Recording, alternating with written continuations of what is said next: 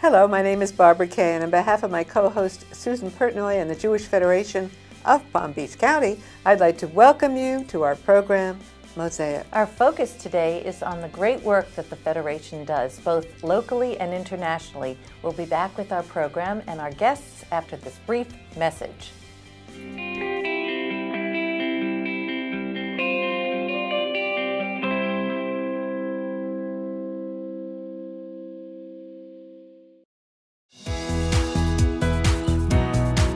Federation and our overseas partners support the resurgence of Jewish life in Eastern Europe and the former Soviet Union.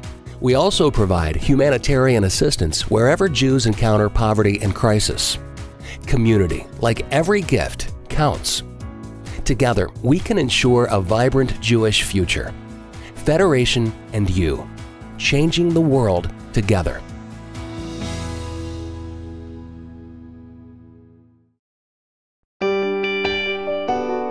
Our Jewish Federation has accomplished so much, and still, needs keep growing. You can help us do even more. Community, like every gift, counts. Together, we can ensure a vibrant Jewish future. Federation and you, changing the world together.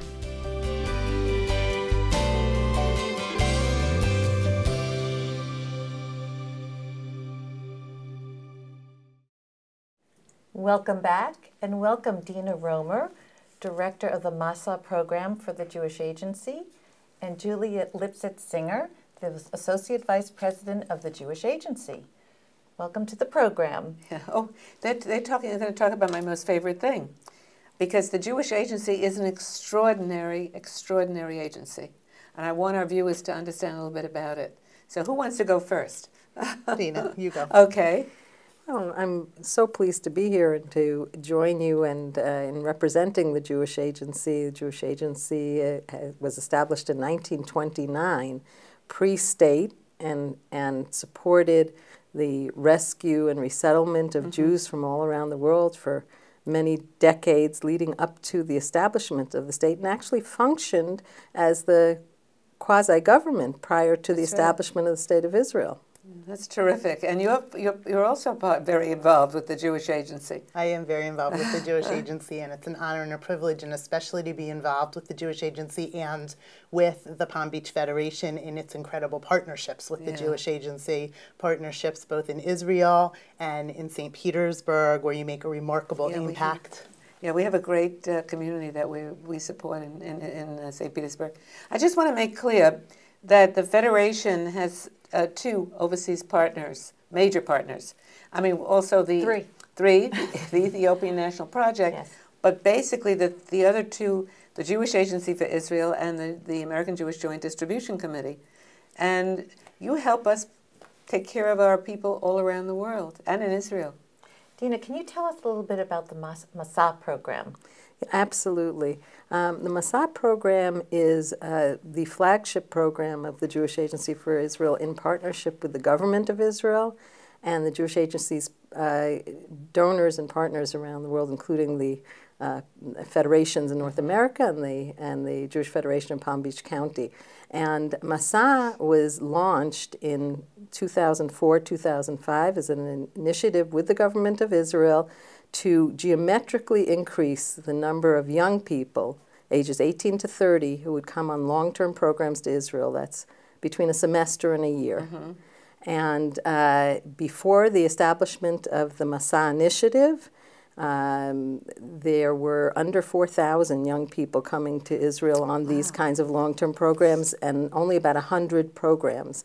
Today, there are over 250 programs, and we're hoping to reach as many as 11,000 young people this year on MOSAIC long-term programs. And our research shows the tremendous impact of that long-term experience in Israel on the Jewish future of the world. These young people come back and get much more involved in the Jewish community, much more committed philanthropically and as volunteers and as Jewish communal professionals. That's wonderful. You have so many unique volunteering experiences. I mean, you run the gamut for these youth that are actually able to participate. It's really nice. I mean, how How many actually take the year off between high school and college to do this program? Well, there are a significant number in terms of North America and around the world. And if we're talking about North America, there's about 4,000 young people who take a year off between high school and college. But the real story of MOSAIC, which is an amazing story that I'm sure some of you have come in contact with, is young people post-college. Prior to MOSAIC, there were a few hundred young people after college who were coming to Israel. There were very few programs available to them. Today, there are 2,500 coming. Wow. Many are coming on professional internship programs, which are resume builders for these young people, but also connect them to the Jewish people and to Israel. It's a win-win. It's really win-win. And the others who aren't doing professional internships, most of them are doing volunteer programs, service programs, and just contributing to Israeli society, but also getting back much in their Jewish identity building. And I'm sure you must have some that actually make aliyah at the end of their absolutely program. It's again a win-win. Win-win for everybody, and young Jews express their commitment to Israel and to the Jewish people in different ways, and we offer all different opportunities, one of which is the opportunity to make aliyah. Most do not do that immediately after their program, but over time, maybe a year later, 2 years later, 3 years later. And in particular, most who are making aliyah after the MOSAIC programs are from places like the former Soviet Union and other countries. Really? Yeah. The agency is involved also in educational outreach. Through our Shlichim program around the world, yes. Can you explain what that program Sure. is? Shlichim is the Hebrew word for emissary.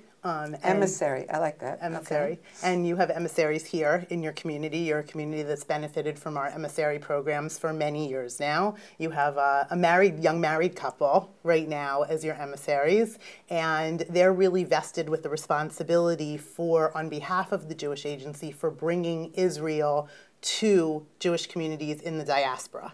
So for all of those who aren't able to take part in programs like MOSAIC or Onward Israel or other opportunities that we have for immersion in Israel, we send emissaries around the world to live in Jewish communities and work in Jewish communities around the world and really share their taste of Israel with those communities in schools, Hebrew schools, Sunday schools, day schools, Jewish community centers through the federations, etc. And it's really an incredible opportunity for communities to have that piece of Israel locally.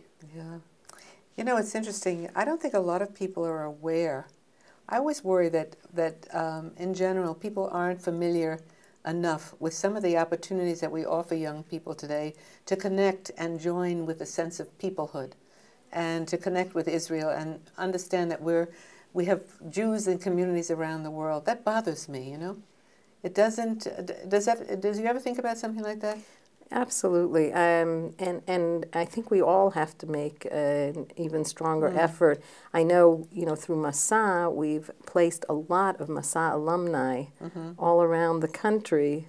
In North America, and in the U.S., they're based in many communities and on campuses to help recruit. Yeah, that would be to help recruit. Affiliate with Hillel? I mean, it's a natural affiliation. Absolutely, a natural partner, and also when we talk about the Shlichim, the emissary program, we've had a long-standing, very strong partnership that we're continuing to increase, placing fellows, Israel fellows, on campuses throughout the U.S. There are some of our best recruiters for our Israel programs. So. You know something, you two are doing a wonderful job.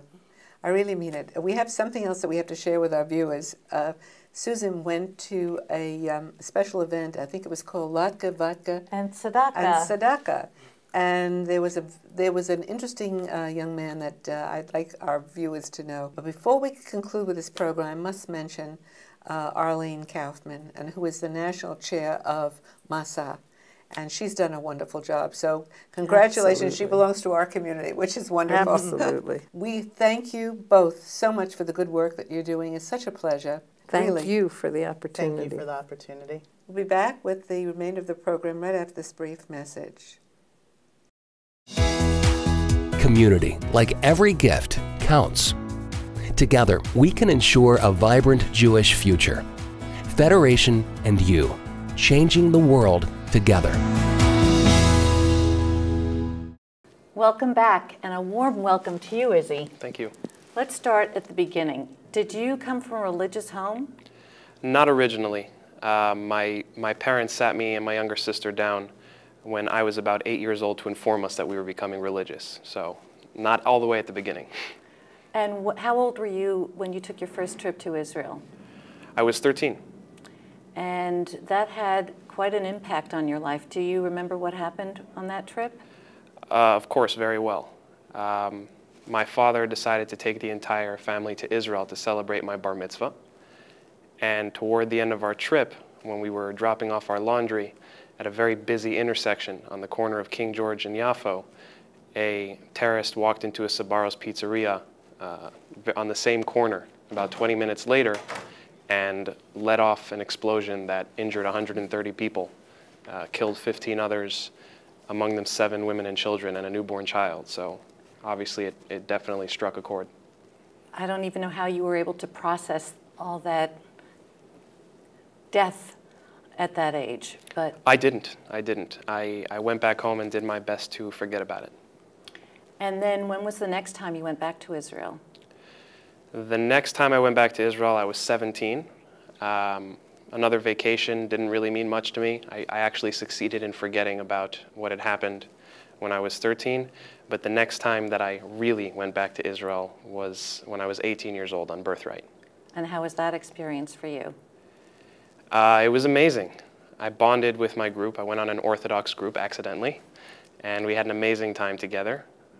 By far the most amazing part of the trip was meeting the soldiers that get to join you for 5 or 6 days of the trip. And it was one of those soldiers that I became close with. He was a paratrooper in the Special Forces, and he was a volunteer from Sweden. Oh, really? And he just inspired you to join the Israeli Defense Forces, or how did that happen? Not intentionally. His goal wasn't to do that, but every day he used to tell me different stories. I used to beg him to tell me stories. And I realized the disparity between what I was doing in the United States and what he was doing to protect the country that I cared very much about. And I kind of found a middle ground and decided on my own to volunteer. It wasn't his goal. So when is it exactly that you made Aliyah and joined the Army? When did it happen? When I was 18 years old also. Less than a year later, I was already in uniform and I began my training. Are you bilingual?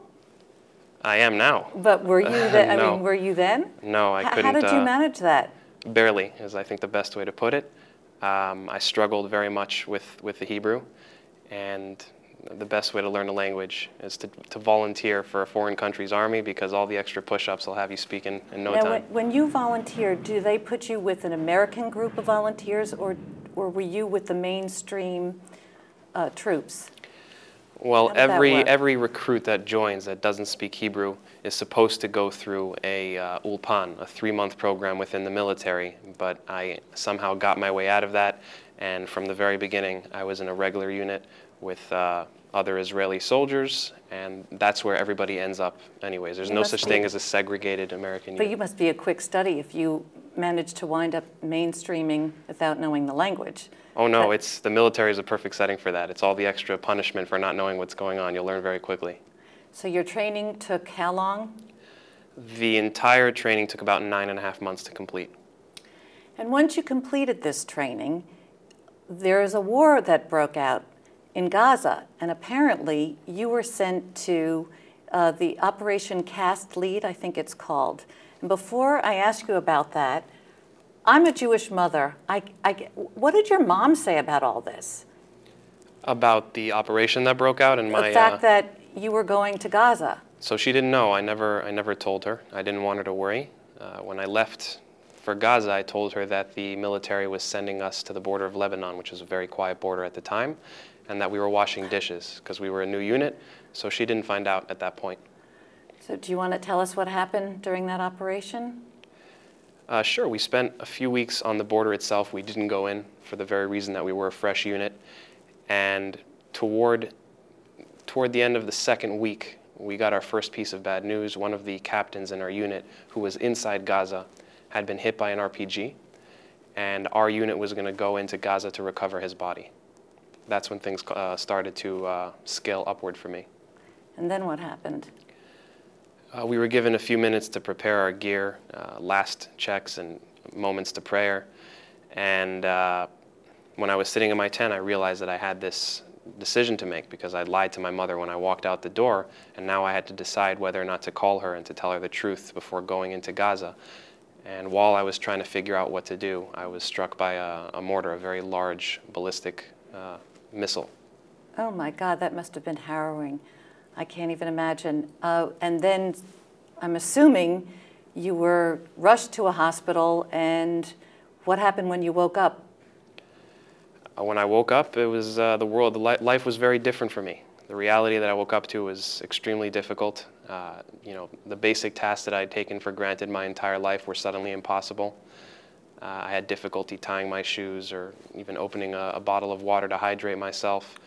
If I'm correct, you're left-handed, or you were left-handed. I was left-handed. Today, that's not the case. So you had to relearn everything, which I'm left-handed, by the way, so I can't imagine using my right arm. That's amazing. But with that said, you wanted to go back to active military duty. Tell me why you wanted to do this.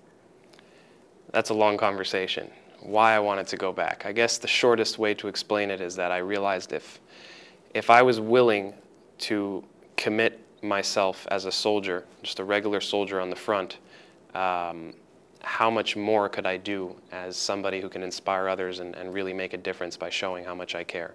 So the decision to go back was probably easier than the decision originally to go to volunteer in Israel.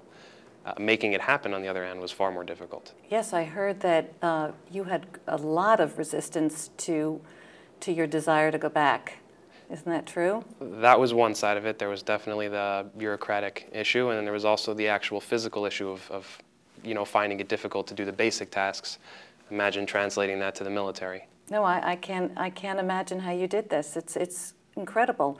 So you convinced a general to let you take a retest, so that you could go back and participate. Isn't Correct. that what happened? Yes.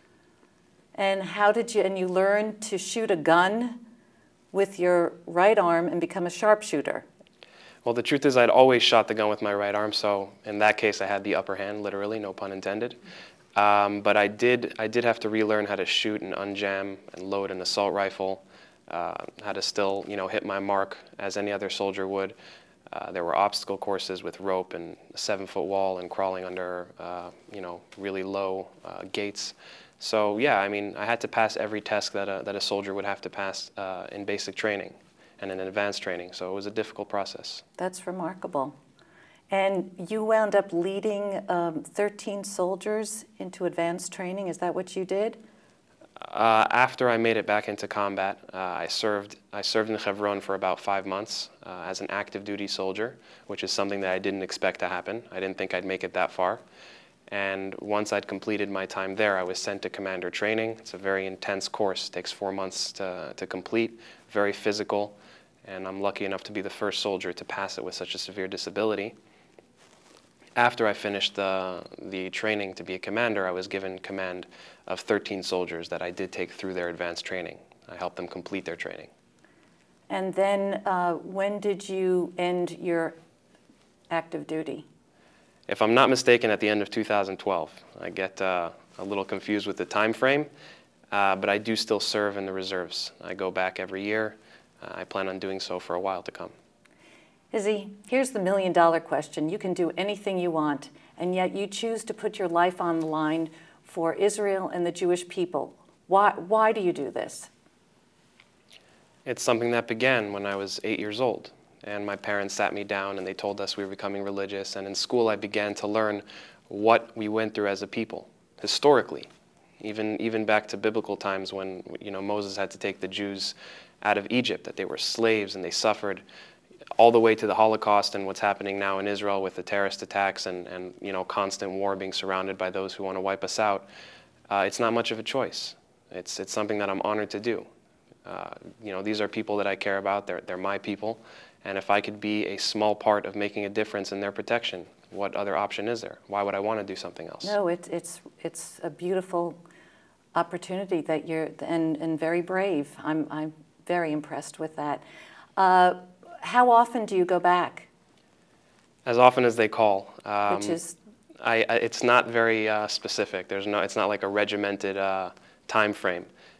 Being that I'm in the Special Forces, they call us anywhere from 1 to 3 times a year for allotments of a week to 3 weeks at a time. And I get a notice about 4 months beforehand, and I have to clear my schedule and allow that time to work out. Well, that's really quite something. Well, you are definitely a motivated, committed, and highly disciplined individual and a very inspirational young man. Thank you. And I really appreciate you talking to me, and it's a privilege to have you here. Thank you very much. Pleasure to be here. You're one of the co-chairs for tonight's event at Ballon Isles, Vodka, Latka, and Tzedakah. Right. It's an outreach program for the Federation. And do you want to tell us about the evening? The evening is going to be a community effort to bring everybody together, the 3 communities, the Mirasol and Old Palm and Ballon Isle. It was originally started about 5 years ago at Hunter's Run for a Hanukkah event. It was extremely successful, bringing the community together at that point. And they have continued doing it. We haven't done it here at Ballon Isle for, I think 1 year we skipped, which was last year. But there was such a robust interest in repeating it and bringing it back to life that they have, and now everybody's very excited about it. Oh, that's wonderful. Who are your co-chairs?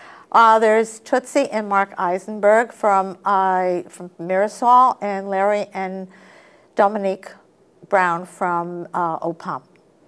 And what do you do at the event? Well, the event is really to give everybody that comes to it a feeling of community unity, and to find out, for them to find out what we do in the area and how we are putting our dollars to work, not only for Israel, but for also all the different types of services that the community has for many people in need. Oh, that's wonderful. And what motivated you to get involved with the Federation? That's very interesting. Now, my background is a little unusual. Both my parents are Israeli. And I have a great bond to Israel. My family is all there. All my cousins are there, my uncles. I speak Hebrew. And life has been good to us, all of us. And here we live in Ballon Isle, which is a wonderful, wonderful community. And I feel it's time to give back to the world what we were able to accomplish and reap. I've been happy to do this for Ballon Isle because I really feel that it's a fun thing to get the community to come out together. It really is, and apparently it's extraordinarily successful. I think you have over 250 participants this evening. Really? 250 going in the door, and we anticipate another 20% walking through the door that have not registered and have not made a firm commitment up until this evening. Well, I'd be very proud if I were you, and you're very inspirational yourself. Well, you know, I think it's a great community, and I think the Federation does a great job here at Ballon Isle and also without the Palm Beach County. So I think it's going to be a great event. I think so as well. Well, thank you for joining us. My pleasure. We have Hope Silverman with us, the 2014 campaign chair for the Jewish Federation of Palm Beach County. What quite a mouthful. You are a very important lady here. Well, it's an important job. So you need, I'm not sure how important I am, but I'm dedicated. And I care about this Jewish community and the future. And it is the fastest growing Jewish community in the country. And we are so proud of Palm Beach County and all that it has to offer. And I think one of the wonderful things is so many young people are moving down here. And as I came with my golf clubs and my tennis racket, and I've now been here 13 years, we have so many new young families that are coming to our community. And it's just, it's wonderful. I'm very proud of it. And we have a new campaign event to accommodate these new young families. And what is that? That's very exciting. Well, we have a new campaign event, which is going to be the main event with Chelsea Clinton this year on March 18th at the Kravis Center, and we're very excited about having Ms. Clinton come and be part of our community.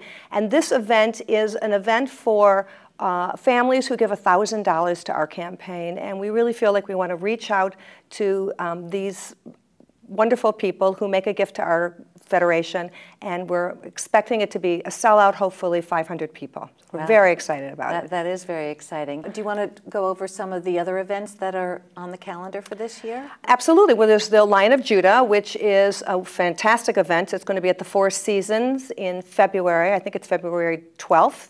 And it's a great event. It's for women who make a gift of $6,000 to our campaign. In fact, I'm wearing my lion pin, and I see you also are, Susan. And we're, and you know, I am very proud to wear my lion pin. And also, I'll give a little tip that when I go on a vacation, and especially if I'm going to be on a cruise or somewhere, I put my lion pin on because it's a sisterhood, and I will always find another lion wherever I am. Doesn't matter what country or what city, I'm going to meet someone who feels the same way about their Jewish community. That's true. That's wonderful. We have a lot of events coming up this year, and we can check the website. Absolutely, which will give us all the details. You know, and you can. There's phone numbers, and you know, just put in Jewish Federation of Palm Beach, and you will find out everything that's going on in our community. It's updated constantly. We're very proud of it, and it really tells exactly what's happening for families, for young people, and all the events. And your way that you can just click that button and donate anytime you want to, 24 hours a day. You're good. What motivated you to get involved in the Federation in the first place? Interesting. I'm originally from Detroit, and I've been here for 12 years. And when I was living in Detroit, which is a fantastic federation, the Federation of Metropolitan Detroit, I worked on a program called Kosher Meals on Wheels, which was a joint venture with the Jewish Federation of Detroit and the National Council of Jewish Women. They did this jointly together, and I started to deliver Meals on Wheels, and I loved it, and that's how I got really involved with Federation. And when I came down here, that's who I am, and naturally I reached out to the community, and they certainly have reached out to me. Oh, they certainly have. You're a gem for the community. Thank you so much. Thank you for being here. Thank you. I'm so lovely. Thanks very much. Susan, I thoroughly loved the program. I loved listening to him. He was fascinating. And I love the stories about the work that we do around the world. I'm so proud of our work here as a federation. Aren't you? I really am. I'm very proud of our community, and I'm very proud of the international work that we do as well. Thank you for joining us, and we look forward to seeing you next week as we take another look into the Jewish world. Goodbye from Mosaic.